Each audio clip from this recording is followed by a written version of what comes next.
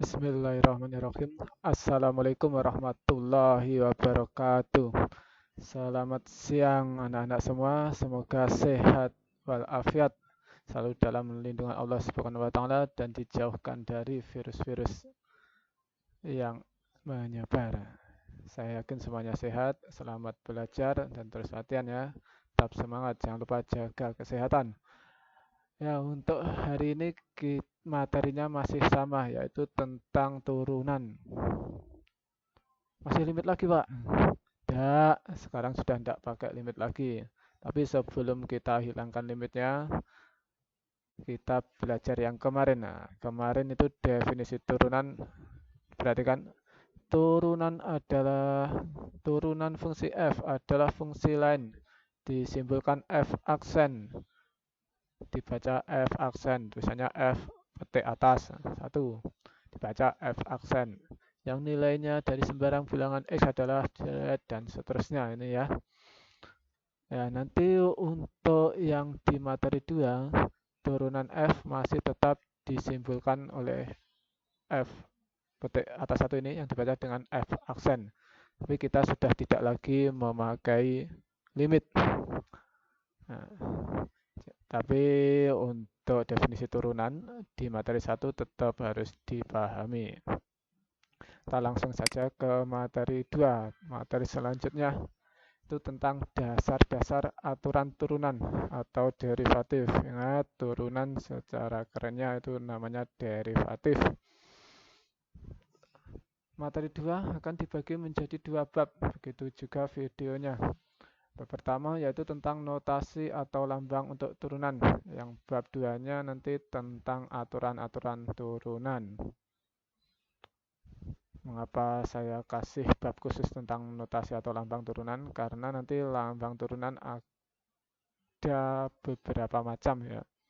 Secara umum nanti ada 4 macam ini. Ya, langsung saja masuk ke materi. Pertama, notasi atau lambang untuk turunan. Ya, seperti tadi di materi 1 sudah dikenalkan bahwa turunan fungsi dari f adalah fungsi lain, yaitu f aksen. Misalnya gini, f petik 1, f aksen. Sehingga kalau turunan dari fungsi fx itu adalah f aksen x. Itu lambang pertama untuk turunan. Dan karena di koordinat kartesius itu kan ada sumbu x dan sumbu y.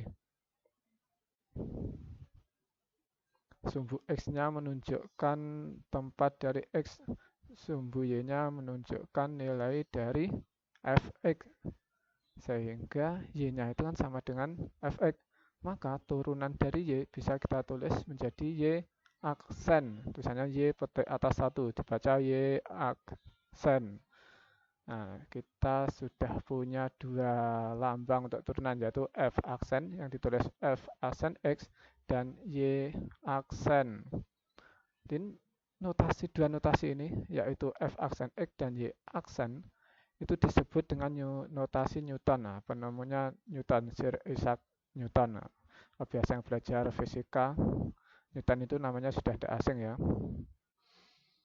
Ya, itu adalah lambang yang pertama, disebut lambang Newton. Lambang yang kedua, ada lagi. Nah, kemarin kita ketika belajar tentang turunan fungsi, saya buka lagi ya yang bab pertama.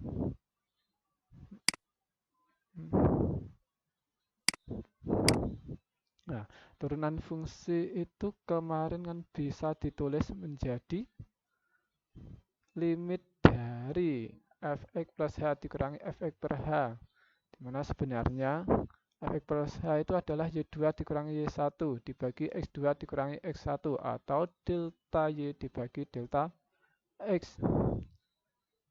Kembali lagi ke materi yang kedua, delta y per delta x bisa ditulis seperti itu turunan. Limit dari delta y per delta x, di mana delta x-nya mendekati 0. Delta itu sebenarnya adalah huruf besar dalam bahasa Yunani untuk huruf do. Ini baca do. Kalau di abjad kita tulisannya D. Nah, ini hanya D. Sehingga kita bisa menulis delta Y per delta X itu kalau huruf besarnya menjadi dy per dx.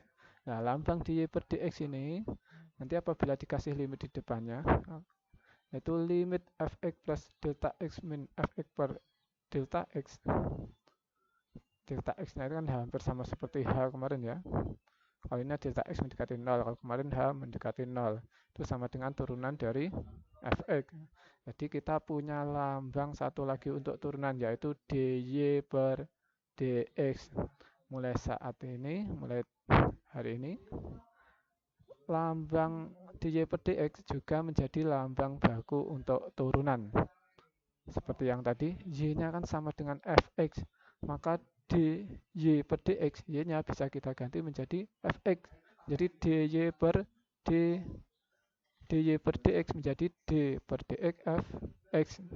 Nah, sama dengan setara dengan lambang turunan f aksen x atau y aksen x. Jadi notasi dy per dx atau d per dx dari fx untuk turunan fungsi ini disebut dengan notasi Leibniz. Jadi nanti ada dua notasi umum yang kita gunakan. Yang pertama notasi Newton, yaitu f aksen x atau y aksen. Yang kedua notasi Leibniz, bisa dy per dx atau d per dx fx. Ini sama saja, nanti jangan bingung dengan lambang. Nanti kalau sudah belajar lagi, apakah timbulnya suatu y, Pak? Kalau nanti fungsinya g gimana? Kalau fungsinya g ya g aksen x. Kalau fungsinya h ya h aksen x. Simbolnya seperti itu. Kalau fungsinya ndak y tapi a, nanti turunannya ya a aksen. Atau kalau b ya b aksen. Kalau seperti ini fungsinya bukan y tapi a, nanti dA per dx. Kalau fungsinya ini gx, nanti ya d per dx gx. Jadi nanti jangan bingung dengan lambang. Lambang itu hanya untuk memudahkan kita dalam belajar.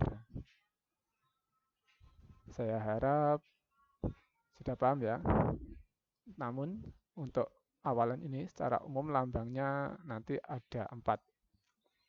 Yang pertama F aksen, Y aksen untuk notasi Newton.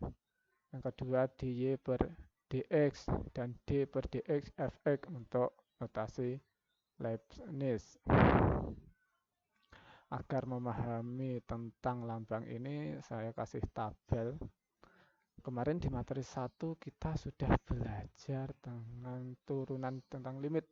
Kita tahu bahwa kemarin sampai mengerjakan ini ya, fx sama dengan 3x kuadrat. Didapatkan turunannya atau f aksen x sama dengan 6x. Nah, penulisan f aksen x sama dengan 6x nanti dengan dalam notasi lain ditunjukkan dalam tabel ini. Yang sebelah kiri ini penulisan fungsinya. Yang tabel yang sebelah kanannya tentang notasi Newton. Sebelah yang paling kiri tentang notasi Leibniz. Notasi Newton ingat ada dua, ada f aksen dan y aksen. Notasi Leibniz ada dy per dx dan d per dx fx. Nah, sekarang contoh fungsinya itu fx sama dengan 3x kuadrat. Karena y sama dengan fx, sehingga dapat tulis y sama dengan 3x kuadrat. Nah, sehingga turunannya bisa ditulis f aksen x sama dengan 6. Nah, seperti yang kalian kerjakan kemarin. Kalau dalam notasi y itu menjadi y aksen sama dengan 6x. Ya, ini yang di notasi Leibniz agak berbeda dikit. Kalau di notasi Leibniz y aksen itu bisa ditulis dy per dx sama dengan 6x. Kalau di notasi Leibniz untuk yang d per dx fx bisa ditulis seperti ini, d per dx fx sama dengan 6x. Karena fx-nya tadi sama dengan 3x kuadrat, bisa ditulis fx-nya diganti 3x kuadrat menjadi d per dx dalam kurung 3x kuadrat sama dengan 6x. Masing-masing notasi ini ada kelebihannya. Nanti kita akan memahami apa kelebihannya setelah mempelajari aturan-aturan pencarian turunan. Untuk bagian lambang atau notasi turunan saya anggap cukup. Sambil kita belajar aturan turunan, nanti akan lebih memahami tentang lambang atau notasi turunan. Yang penting nanti lambang dari turunan jangan bingung, ini hanyalah lambang. Intinya apabila di sini fungsinya adalah f, turunannya adalah f aksen. Fungsinya adalah y, notasinya y aksen untuk turunannya. Leibniz ya tinggal tambah d di depannya, d per dx itu saja, itu sama saja. D per dx itu artinya ya turunan terhadap x. Sekian, jika ada pertanyaan bisa ditanyakan lewat WA saya 0822 45746048. Terima kasih. Wassalamualaikum warahmatullahi wabarakatuh.